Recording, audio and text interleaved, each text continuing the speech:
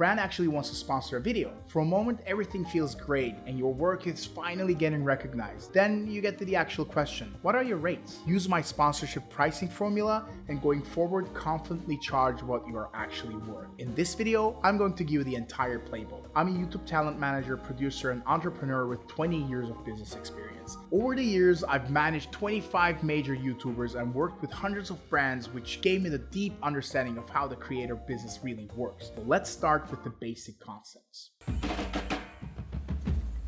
The space shuttle here is a reminder that none of this is rocket science. When thinking of sponsorship pricing, what you're essentially trying to do is quantifying the relationship that you have with your audience. We'll go over some of the more basic concepts and you'll see what I mean. First, let's talk CPM, but not how you heard it before. There are two types of CPM, and if you're vaguely familiar with the concept, it's really easy to confuse them with each other. The first is advertising CPM, which for the sake of this video will abbreviate as ACPM. As you know, your content is surrounded by a variety of ad inventory. The pre-rolls, the mid-rolls, the skippable ads, unskippable ads. ACPM is basically what advertisers pay per 1,000 views for the ads that appear in that inventory space. The amount brands pay for these slots is determined through an auction system where the higher bidder gets to display their ads through the network. The system doesn't directly discriminate between audiences or niches in a very human way though. I mean, as you'd imagine, right? The only way the system really understands niches is through keywords, because from an advertiser's point of view, marketing inside Google Ads is keyword based. Therefore, the value is highly dependent on how much competition is around the keywords and the demographics the brand wants its ads to appear for. Directly adjacent to ACPM is the concept of RPM, which is what YouTube pays the creators after it has taken its platform cut. Now, the second type of CPM, and this is where you come in. The second type of CPM is sponsorship CPM, and I'll abbreviate it as SCPM for the sake of the video. It's the premium a brand pays to have you integrate their message into your content. And SCPM isn't about ads around your video, it's about ads inside your video, delivered with your voice and credibility. So basically, it's the price point of your media value. It is what the market is willing to pay you directly to borrow your relationship with your audience. In any case, the most important metric in the eyes of a brand when they are doing any sort of marketing spending is called return on ad spend, shortened as ROAS or simply ROAS. It is a measure of how much revenue is generated from each dollar spent on advertising. Keep this one in mind. It's the primary quantifiable reason why SCPM is higher than ACPM. This is where your leverage lies. Now, let's determine what our SCPM is. The first method is simply doing research. I mean, yeah, I know you're already rolling your eyes and saying, well, if I knew what to look for, why am I even watching this video, right? And I hear you, but hear me out. SCPM is an amount that reflects a market consensus. It's the average of all the offers from creators in your niche that got accepted by the brands. It's basically their fair value. There's no other method than doing research to find what the specific SCPM is for your niche, since the number really has a lot of dependencies like the language sphere in which you operate. I mean, use platforms like vidIQ or even AI tools like ChatGPT, Gemini, or Claude to search for the benchmarks of your SCPM rates in your niche and language. Look for things like average YouTube sponsorship CPM for tech channels or brand deal rates for beauty creators, stuff like that. I'm not sponsored by them, but vidIQ in my experience gives better results since it's more or less trained on this data because it just connects to everyone's analytics. But hear me out on this.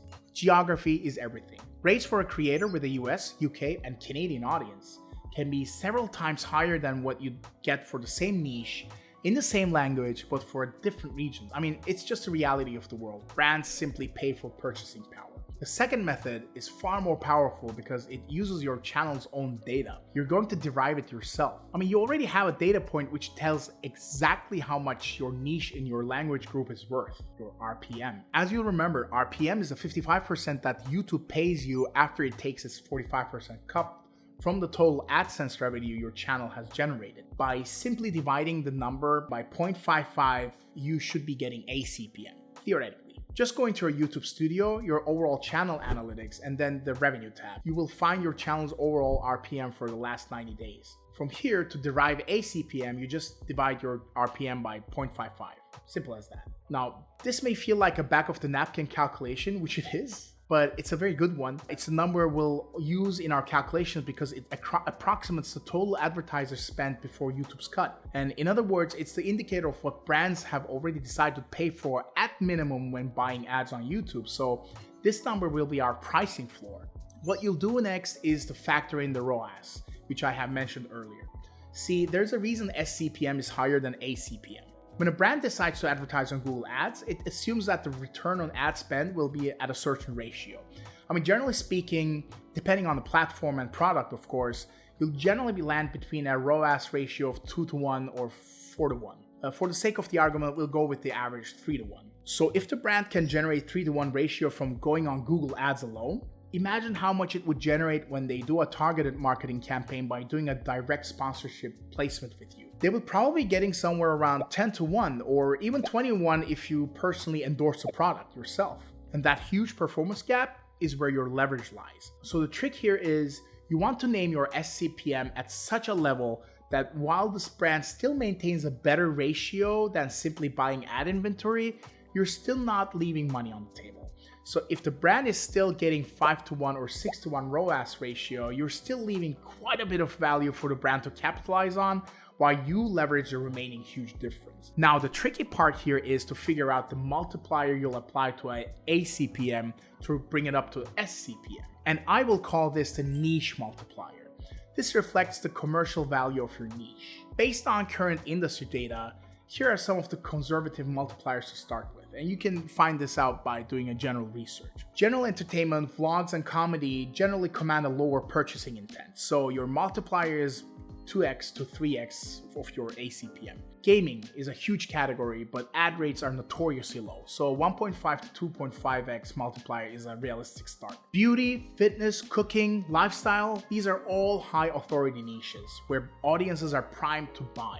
Start with a 4x to 6x multiplier in those areas. And then there's tech, software as a service, and personal finance. Now, this is where it gets a little counterintuitive. These niches have the highest ACPMs on YouTube, sometimes $30 up to $80, but you'd think the multiplier would be huge. It's not. The market is so efficient for those niches that your multiplier is closer to 1.5.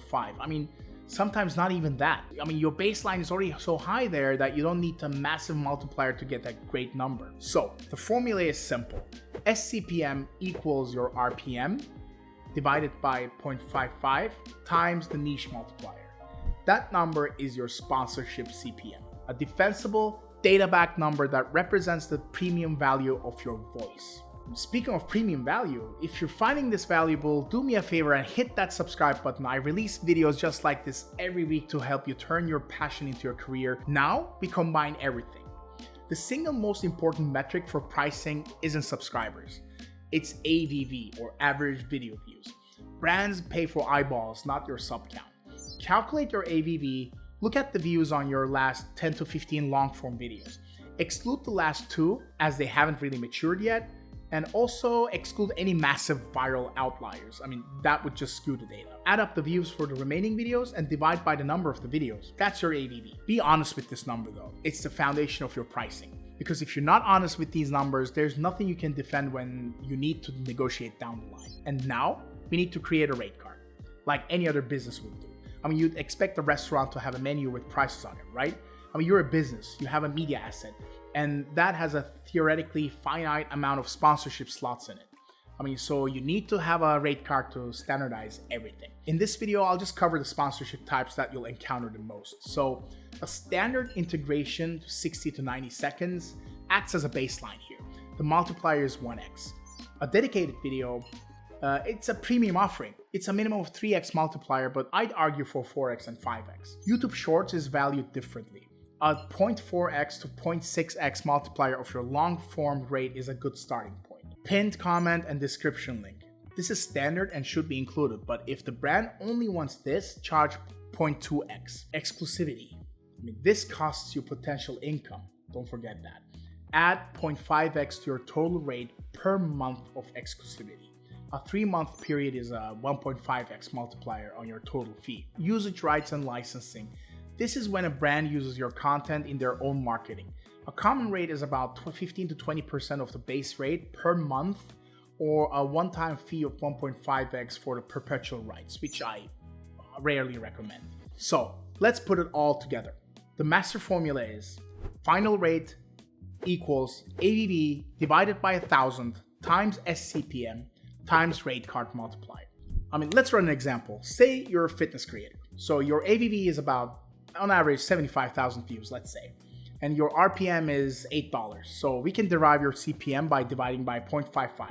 You are in a high authority niche, so you will use 5x as your niche multiplier. And let's imagine that the brand wants a simple 60-second integration, so the rate card factor is about 1x as a multiplier.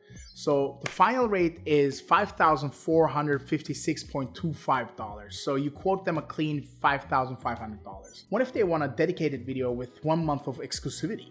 Your multiplier for the rate card is now 3 for the dedicated video, plus 0.5 for 1 month of exclusivity, which brings us to 3.5 as the rate card multiplier. When you multiply them all together, what you get to is about 19,000, and you can even round it up to 20,000, which is totally fine.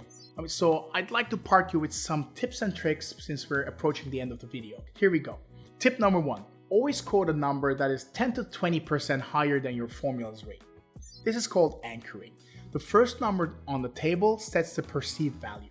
Brands expect to negotiate down anyway. By starting high, you give yourself room to land on your target rate, making them feel like they got a deal while you also get paid what you calculated. Tip number 2, adjust the package, not the price. So what I mean by this is you will be asked for a discount 99% of the time anyway. Since you have established an anchor, there's still room to wiggle, but the percentage of discount you're willing to give should have a limit.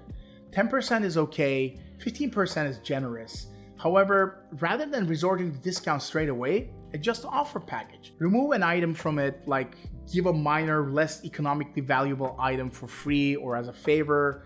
Do stuff like that instead of outright reducing your price. Tip 3, price the slot, not the seconds. And don't forget that you have limited sponsorship slots. Whether a brand wants a 30 or 90-second integration, it doesn't really matter. That video slot is now occupied. Because don't forget, you're selling access, not just a time. You're selling the slot. That slot is not replaceable. Tip 4, consider the production costs when pricing. You can only add additional production costs on top of your quote if it's for something requested in a marketing brief, like travel, accommodation, additional cameras, etc. Unless you can sell the idea to the brand that you are doing a prestige project and the brand is going to benefit hugely from it. In some cases, you can double your quote, but charging more just because you want that video to be at a higher production value, the brand doesn't care. Tip 5, raise your rates every 3 to 4 deals. It will also reflect on your growth anyway. Do it in a manageable manner, not in huge jumps. It's especially important to do this with brands that you frequently work with. There's a reason they're frequently working with you. Use it in your advantage. Let's recap. You are done guessing. You are done feeling undervalued. From now on, you operate from a position of data-driven confidence. Your value is a calculated figure based on your audience's market value, ACPM, the premium for your trust, SCPM, and the views you consistently deliver, AVV. So the formula is, once again, your rate equals AVV divided by 1,000 times SCPM times all the multipliers. This is your gold standard. The point of this formula is not to create the perfect number though. The perfect number just does not exist. The point is to stop guessing. When a brand asks for your rates, you now have a way to look at your own data, understand the market, and come back with a number that you can actually explain. That alone puts you in a much stronger position. The next time an email lands in your inbox, you will feel prepared. The brands that want to work with you will already see your value. This formula simply lets you define it, defend it, and get paid for it. So thank you for watching. If this has helped, hit the like button so other creators can see this, and subscribe for more on building a profitable creator business. See you next time.